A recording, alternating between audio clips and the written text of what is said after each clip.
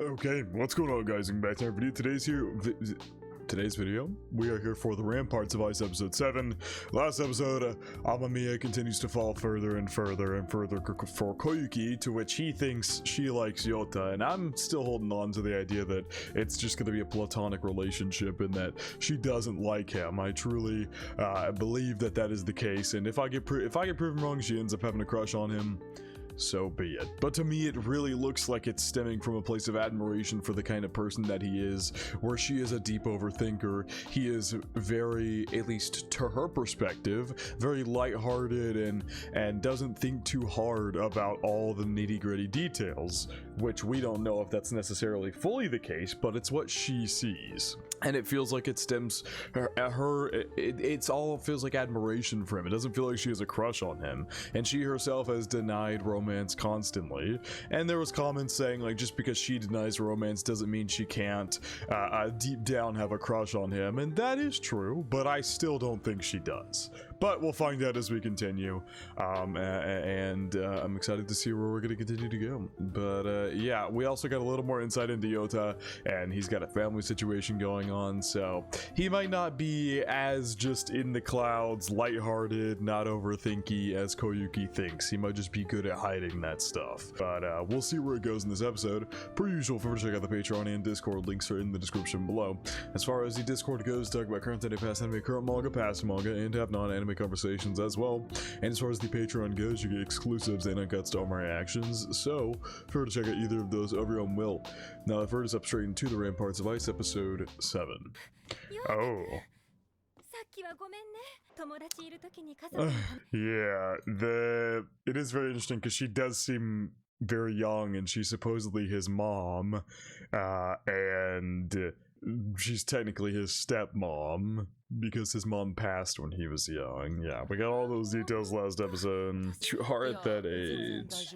She's over here having a mental crisis about this. Yota's second dinner here. Okay.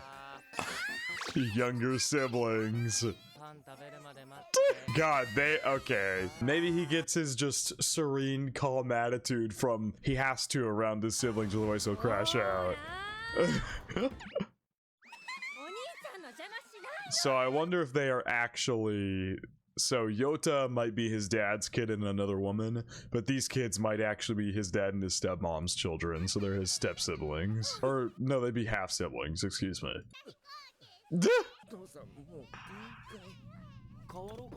No, I want to tag out.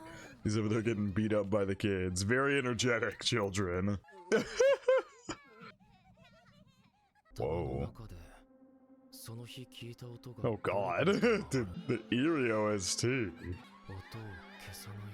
Some noise or it consumes me. Jesus. Oh, so he literally, much like how Amamiya tries to shut out all emotions, he tries to shut out noise. Any thoughts that could bother him at all, so he can just stay serene. He blocks that out. It's kind of similar to the emotions thing that Amamiya tries to do. I say tries because he's failed a lot recently. But Yota more blocks out any noise that could affect him, that could breach his serene attitude about everything. Oh, Koyuki here. We could see a little bit of her home situation. I wonder if she's thinking about Yota and what he mentioned. This is... We got sister and brother here, you know, Yota's sister and brother. It's too noisy at home, yeah? A lot of the pieces are coming together here. It's so chaotic at his house, so the reason he's so serene and peaceful when he's not at his house is because he's away from the chaos. Yeah. That means he's your friend. It says they're fine.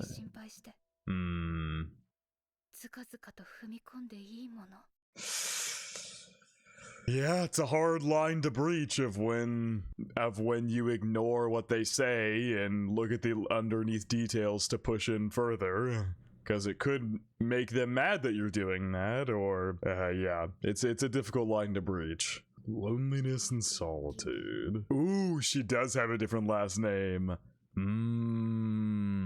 Her last name here is Yuishiro. That is a huge detail right here, in that it might actually lead to the idea that Igarashi genuinely doesn't know who a Hikawa is, but he still had a reaction beforehand, which makes me think that he's not lying in the sense that he doesn't, like, I don't know how that would work, but the reaction beforehand is feeling more and more like just a red herring to throw you off, and that he actually didn't recognize the name Hikawa. But it could be like he knows her name is Yuishiro, but he also knows that her mother's maiden name was Hikawa or something like that, so he like technically wasn't lying or something. I don't know. Anyway, yeah, so she got her name changed to Hikawa whenever her parents divorced, which is what we're seeing.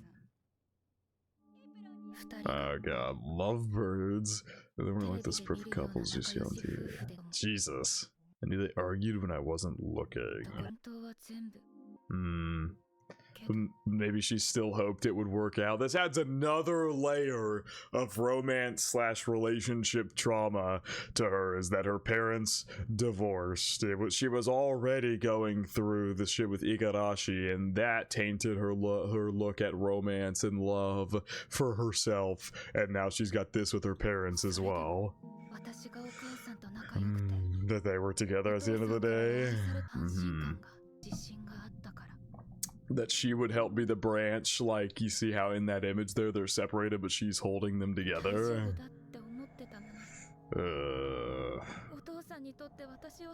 Yep, Yuishiro to Hikawa. Ugh, god damn.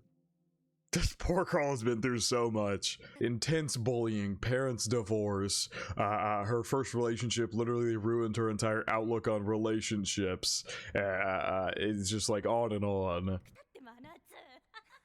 Yeah.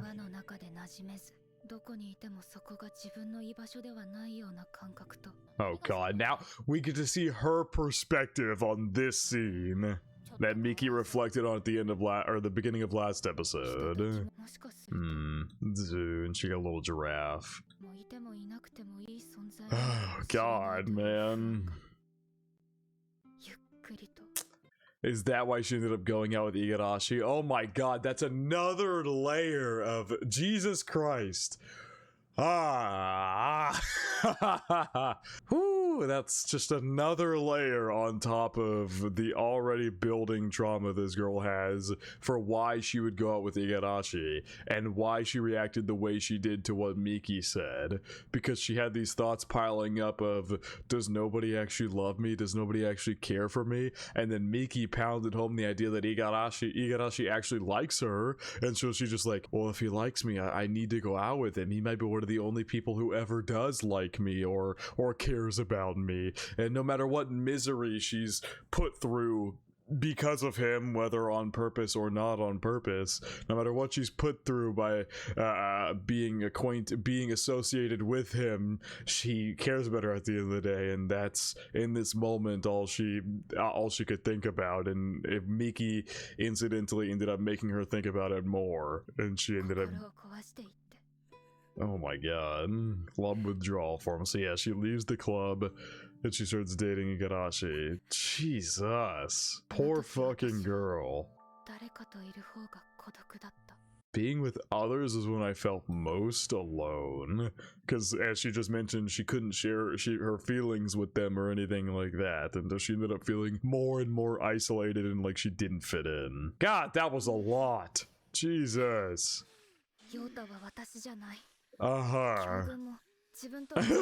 What time do you finish class? Oh, she's trying to ask to talk to him.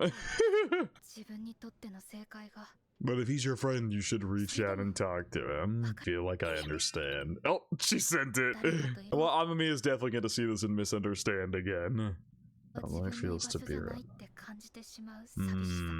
Yeah, because, you know, he's I guess in his family situation that's how he could be feeling. You know, he's got all the noise that he's trying to block out, but it's also this feeling of his dad got remarried and they had 2 kids, and it's like he's kind of this outlier in this new family they've created. Like, he's here, but he's like significantly older than the other 2 siblings, and he's just kind of that's not his actual real blood mom, and so he's just kind of this onlooker to this new family his father has created, and he maybe feels isolated from that. This is all assuming things, but going with the whole thing where he's just trying to block out the noise, it could line up with that. He's also got 3 drinks. Oh, hello, Miki. Jesus. Nice catch. And she's gonna see that he's texting Koyuki, which the idea has also been implanted in her head that they're into each other, which is why I continue to think it's purposely, in the same way they misdirected us to make you plausibly or possibly think that Miki might be into Amamiya, which I picked that apart really quickly, but they purposely did that to make you think there's a chance that she likes him. But this is also what I feel like the same thing, where they're making Miki think that they might be into each other, and Amamiya thinks they might be into each other, or Amamiya thinks at least that Koyuki's into YOTA, to which he specifically said that's not a good idea. But they're forcing that envelope so much it feels like it's a red herring. The series loves to do that.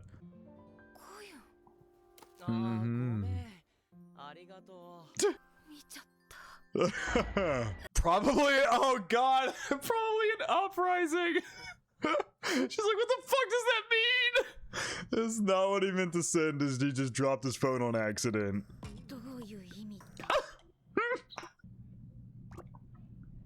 There you go. Blazing Chinese Gyosho.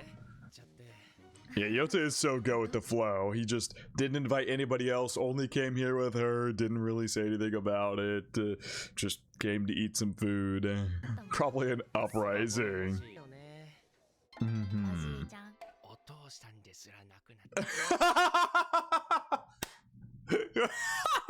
That's actually really funny.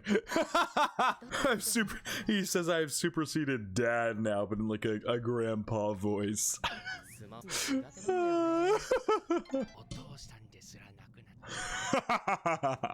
That's really funny.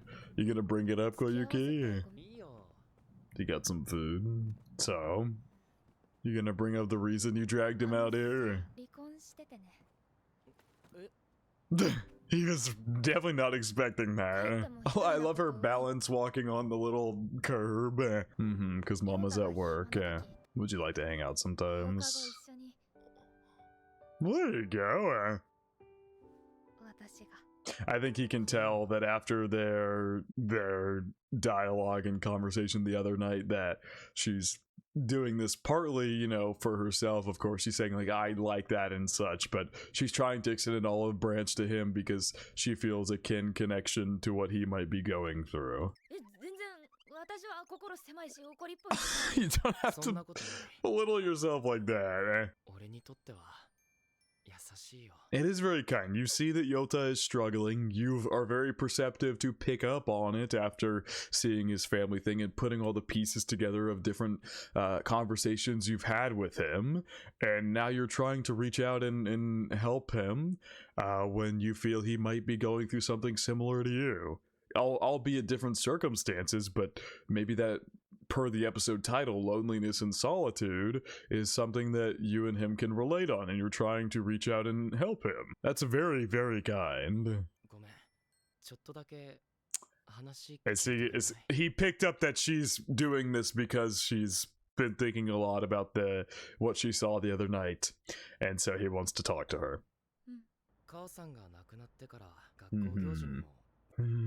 Damn, not even to like parent visitation day. Did he maybe show up to like his younger siblings though? Yeah. He is also, I didn't realize Yota's dad is also tall as hell. Yeah. Ah, yeah, Okay, this happened a lot later than I expected. The way Yota had framed it last episode sounded like he got a new mom fairly quickly when he was younger, but I mean, I guess he's tall for his age, but even still, like, he's a little older than I was expecting, so it's been some time. It's time enough for him to fully understand and have to come to terms with what's going on.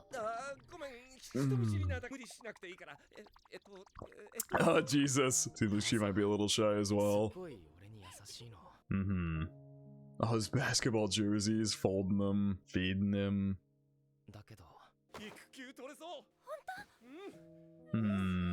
But he did absolutely everything for her. But yeah, I think I was right on the money in what I said earlier, in that he started to feel more and more isolated from this family. Like he's not actually a part of this new family that his dad is building. Yep. Oh man, that's brutal. Oh, I hate that I was so right on the money. God damn, what is with this episode and fucking me up? Jesus, oh my god, these poor kids have been through a lot, man. And I like how realistic all of it is. Like, this shit is very realistic to what a kid could feel given any different family situation, and a lot of these family situations aren't super unrealistic or anything like that, and they're also very, like, these are family situations and types of like trauma writing for a romance series that, like, to be fair, up till episode 7 this is more drama than anything, but for a romance drama series, these are all very unique situations that I feel like are not written about like at all. Like I don't remember, I can't remember a single anime that I've seen that has covered a situation like YOTA's here, or then used YOTA situation and connected it similarly to KOYUKI'S about the loneliness and isolation and solitude that they feel. It's so good, and it's taking so many different situations and you know, even with like KOYUKI'S, with like the parents' divorce, it's adding its own twist on it by adding the Igarashi thing in there and her connection to him and how that has isolated her from others and caused her to get bullied. And then you have characters like Amamiya who have the unique like lock and key thing, which I've never seen before. The series does so many unique things, and it's doing them all very, very well. It's great. I fucking love this show. Yeah, I see why he just started shutting out the noise, because he didn't want to really think about this. Do I even exist? God damn. Oh my god. This poor kid. Jesus. Just being over dramatic. You're not, though. Your dad got paternity leave for like his new wife, but wouldn't get paternity leave to come to your like parent orientation at school. That's not you being over dramatic. That is something as a parent that your father is deeply overlooking. It might seem small in the moment and you might try and downplay it, but as a kid that is a huge thing, and it should be treated as such. It's just like when a kid has, like, you know, when you're in like elementary school or some shit and they make you do like a concert or something where you have to go up on stage and sing, and you see those videos of like the kids being all nervous going up on stage and then seeing their parent and then like getting all happy. That shit's real. That shit is very, very real. I think about that all the time, man. I'm always running from it. I get it so much that it hurts.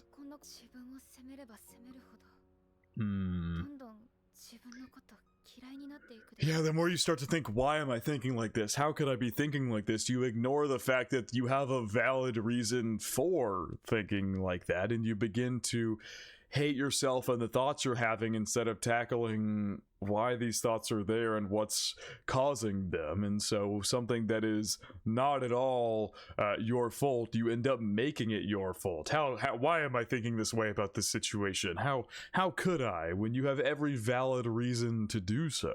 You can't run away from yourself. I mean, that's why he's so serene and just tapped out all the time, because he doesn't want to think too deep. He's shutting out the noise. Oh, just about made her burst into tears.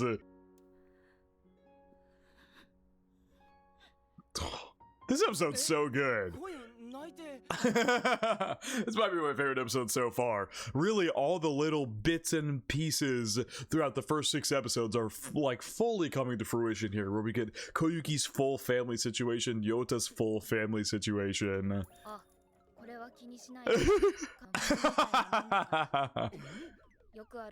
I get it all the time.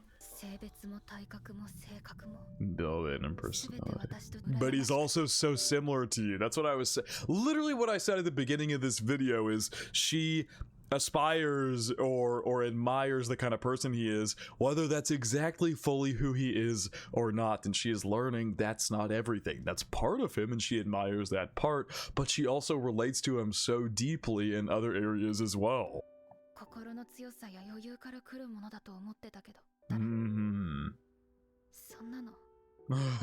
So she thought that the tears started welling up again. Don't torture yourself. Damn. All this heavy talk is a bit of a struggle.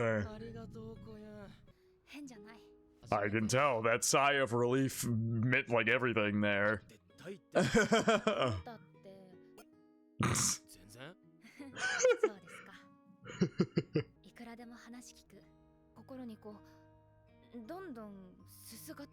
kind of what she's like pondering how exactly to say this as she says it. But you're absolutely correct, Koyuki. The more you bottle things up, the more corrupted and twisted those thoughts become, and the further they get from what the original actual issue was, because you just overthink it, and you're unable to come to a amicable reasoning thought process anymore because you've overthought and corrupted the original thought so much at that point. It's why when you open up to somebody, you're letting it free, and it doesn't get corrupted or it doesn't start to choke on some soot or something in there. Where you know it, you're stuck. Oh, it's a pretty good metaphor.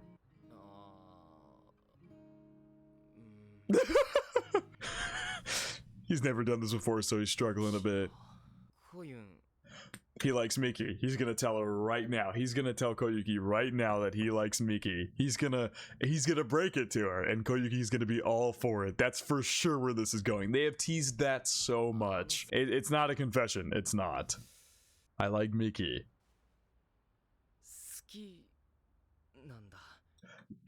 Why did you make it vague? I know who you're talking about. You're purposely making it vague, and Koyuki's gonna misunderstand. Not with you. Jesus Christ, Yota. Be more specific, you dumb. Be more specific. Be more specific, you goober. With who? They're making us watch this again after the little commercial break. Okay. Thank you. Thank you. Wow. He made this one connection with Koyuki, and now he's opening up to her like this. Although it's clear that Amamiya already knew that he has a crush on Miki. I don't know whether Yota told Amamiya that, or he just picked up on it because Yota was let it slip at some point. I don't know.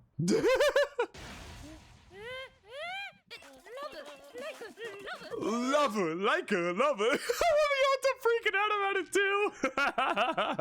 Okay, I think I was right on the money. Koyuki doesn't like him either. She's gonna fully support him going after Miki. I was right. I was right. I was right.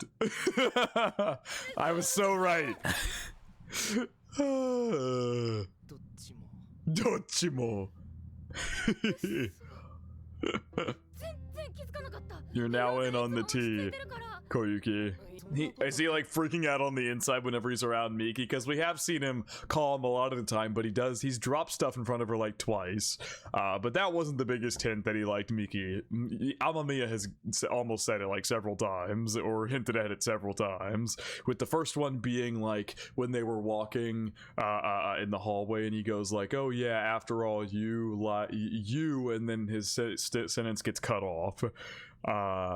And then the second one being him telling Koyuki not to fall in love, or thinking Koyuki don't fall in love with Yota because, and they didn't finish that either, but it's because he likes Miki. Yep, he drops shit, he runs into poles, he drops more shit. Middle school, do you like Miki? Oh, so Amamiya asked him about it and he freaked out, and that's how Amamiya found out. YOTA did not tell him anything. Gotcha. Why would you say that? But he bugs me, so I just deny it. After spilling shit all on his shirt. But here he came fully clean to you. He came fully clean to you because he trusts you as a friend. I'm gonna love this friendship because that's what they are, and I was right on the fucking money. This makes me so happy. We know Miki's been struggling with her self-identity as well, her sense of self, and which one is the real her. You know, she likes, both sides are her, but she's struggling to come to which is actually her. But YOTA likes all of that. He has seen all sides of her and he likes them all. Here is some, but the issue now is that Miki thinks that YOTA and Koyuki like each other. Oh, I just remembered that. Yep, Koyuki is on the Miki YOTA hype train. Which is, I think, exactly what I said too, or I said something along those lines, where Koyuki and Amamiya are gonna be like probably maybe a longer distance, like down the line romance as they continue to become closer and stuff, but YOTA and Miki are going to be a pair as well. I've been saying from the beginning, those are the two pairs. I've been saying from the very beginning of the show, and it's good to know that I'm probably correct. We're still a little on the fence about Amami and Koyuki, but like, he likes her, and she's probably going to develop feelings way down the line as they continue to progress as characters and such. But yeah, Miki and YOTA are going to be a pair too. Oh, he's such a wonderful person. I love how because now that she is related to him on such a deep level, she is so for him and Miki being together because she feels like she truly knows the kind of person and character that YOTA is. And so she's fully like, he accepts you for all sides of you, he loves all sides of you, and he still likes you, and he's such a good person too, so she's fully on board. I love it. Now Koyuki's so excited. Super happy dance. Oh god, but yeah, Koyuki thinks that, oh no. Well, she kind of maybe thinks that. Yeah, it's a good question. She doesn't like Amamiya, I can tell you that much. Koyuki's definitely gonna help get them together, right? I just like her, I like Miki. Koyuki's definitely gonna help them now. YOTA is he's very shy, as we have seen, and can be. So he was never able to bridge that gap on his own to Miki to try and figure out her feelings or confess or anything like that. Koyuki's gonna be the matchmaker. I can already tell. She's gonna help. So he's scared to take that step. It's true, Miki's shown no signs of that yet, but you have also shown no signs of being into her. So you never really know how she would react if she found out that you were into her.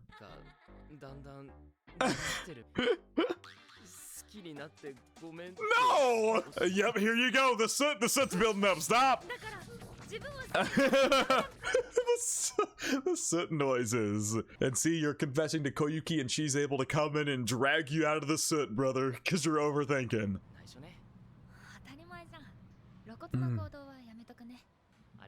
Pinky promise. Hell yeah. Oh my god, his hand is giant compared to hers. Jesus. I love it. I'm so happy that I was right on the money because I also said last episode that I would really, really, really like it if these two were just platonic friends, because that never ever happens in romance series ever.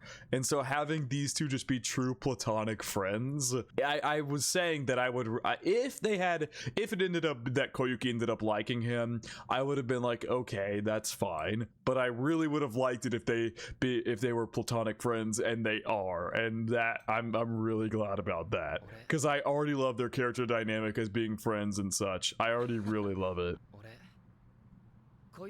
So sweet.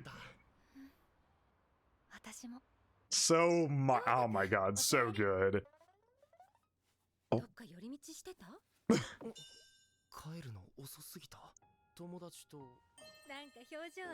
Aww. And what do you know? He's felt so isolated and detached from this family, but here she is noticing his stepmother, noticing the small, minute details about him. Oh god, hello. Always just goes off to his room. Even the kids are noticing how detached he is. Aww. And maybe now that he's talked it out with Koyuki, he's gonna realize he's not so detached from this family as he maybe thinks he is. Of course, the father doing what the father did. It's not like the worst parenting ever. He's not abusing Yota or something like that. Like, not going to his parent orientation is not abusing the child, but it is a misstep as a parent. That's not something you should mess up. It is definitely a misstep that caused Yota to go down the line of thinking that he did. And I don't think the father purposefully did that. I really don't think so. But as I was saying, I don't think, I think now that he's able to drag it, or now that Koyuki has helped to drag him from that soot that's clouded his mind, I think he might be able to really begin to accept and feel accept this family and begin to feel more a part of it than he maybe let himself feel before that. This episode's the best one. I fucking love this episode so much. Okay, and then they go running off again. Oh, Jesus. Aw, the drawings on the wall. He's noticing all the things that he never would have noticed before because he had this barrier up, these corrupted thoughts in his head that got worse and worse over time that blocked himself from seeing any positive things. It's literally oh my god, I love it. From the beginning of this episode, he was literally thinking, I'm just blocking out all the noise and such. He was actively blocking out any chance at feeling any positive feelings towards his new situation. How did I ever think I didn't belong? Oh my god, this episode is so good. Ah, Jesus. To my heart, man, this is so good. It's quiet tonight. For the first day, he's like truly at peace. That was, oh my god, this is the best episode of this show. It's not even close. This is so good. Like a log. Hello, Amamiya. Oh, did he just hear Koyuki asking if he slept well last night? And he's like, what the fuck? And Koyuki herself is like being more open towards Amamiya as well. He's like, hey, it's been a while. Hey, Miki. Yeah, she got hella food too.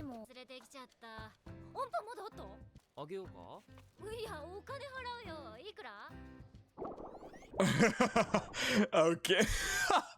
He's saying question, because I guess, to be fair, Yota never admitted that he liked Miki, but Amamiya just kind of picked up on that on himself, and so this dude is playing matchmaker in his head trying to figure out who the fuck likes who out of this trio.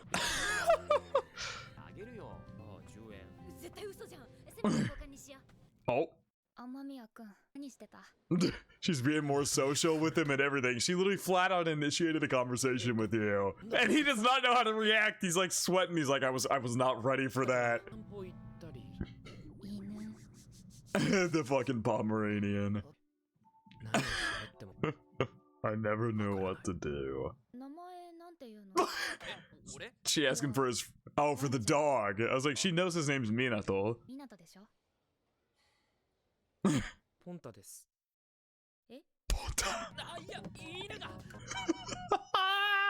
He's fumbling so much. Oh my god, this dude is such a crush.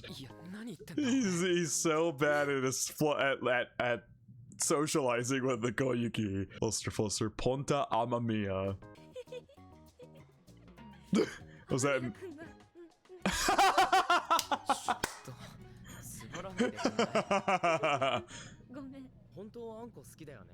Corona sweet red beans. Oh god, and now she's seeing them associating. Am I being a third wheel? No.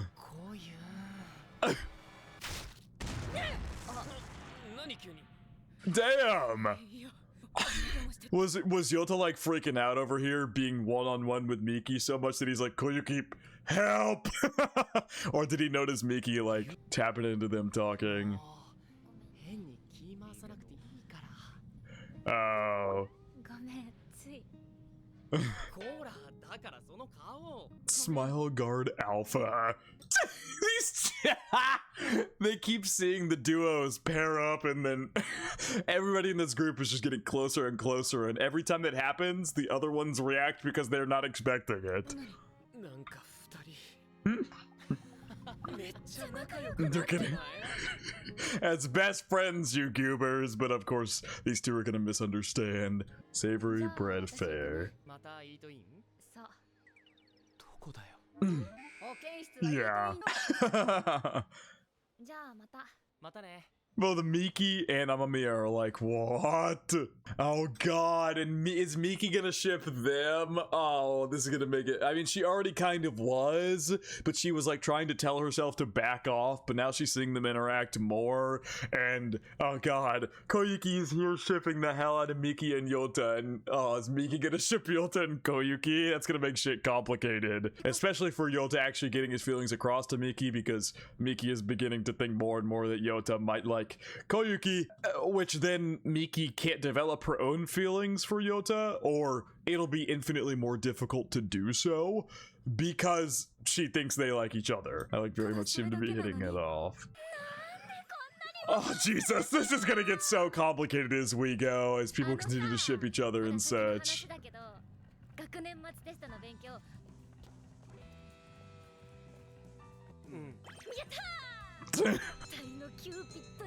Oh, Jesus Christ!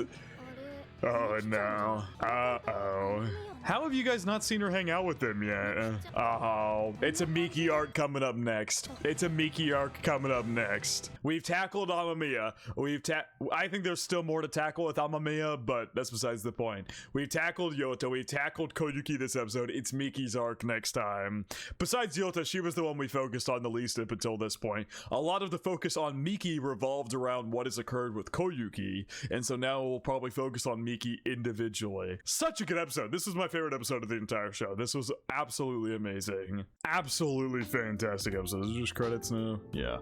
That was the best episode of this show. I just love the idea and the message that this show is spreading is that just Koyuki and Yota got so close. They know so much about each other now. They confided in each other so much. Yota said she's the first person he's ever confided in like that, and they're still platonic friends. What a good message to send, that a guy and a girl can just be platonic friends. I love that message, and I love their dynamic as platonic friends. And the fact that Koyuki is so on board with his crush for Miki and she wants to help. Of course, we've got Miki wanting to help Koyuki and Yota, but it's going to be a Miki arc coming up next, clearly, by the end of this episode, so we're going to get some more focus into her, and we'll see how that evolves. But just everything about this episode was absolutely phenomenal, and I loved every second of it. The character writing and the parallels between Koyuki and Yota, even given their different circumstances, the loneliness and solitude and isolation they felt was both very real, and they were able to connect and relate on that, and they were able to help each other and dig out that soot that had covered their thoughts by talking to each other. And I love that so much. It's so good. That was absolutely incredible, everything they did there. And then the second that soot got dug out by Koyuki, Yota started noticing all the positive things about his family that he had closed himself off to before, the noise that he had shut out before. Everything about this episode is amazing. I could yap on and on about it. And like I was saying, Koyuki and Yota's dynamic is so fun. They're so hilarious together, and it's so good to see them just being friendly, even no matter how close they may get. They are probably gonna develop into absolute besties, and I'm already loving the dynamic that is setting up between the two of them. I love it. Absolutely incredible episode. I love the messages it portrayed throughout about how keeping your own thoughts bottled up, how they'll get covered in this metaphorical soot, and you'll start thinking negatively about everything and overthinking everything, and you'll begin to hate yourself for thoughts that maybe you shouldn't, not necessarily you shouldn't be having, but you've begun thinking about in the wrong way. And once that soot is cleared out by talking to somebody, you're able to see things so much clearer. And I love the message it has about a guy and a girl hell, Koyuki and YOTA have gotten so close at this point to the fact that they're telling each other very intimate details, but they're still just friends. They're still just friends, and I very much see it heading in a path where they're going to become besties. I love it. Everything about this episode was so good. It broke so many anime slash manga romance tropes within this one episode. I love it. It's so good. It broke the norm in many ways, and it just as a whole, putting aside breaking the norm in some areas, the character writing was exceptionally well done. Anyway, that's all I have to say for this episode. This shit was peak. Best episode of the show. But yeah, I think that is going to wrap it up for reaction to the Ramparts of Ice episode 7. I hope you guys did enjoy, and I hope you all have a good day.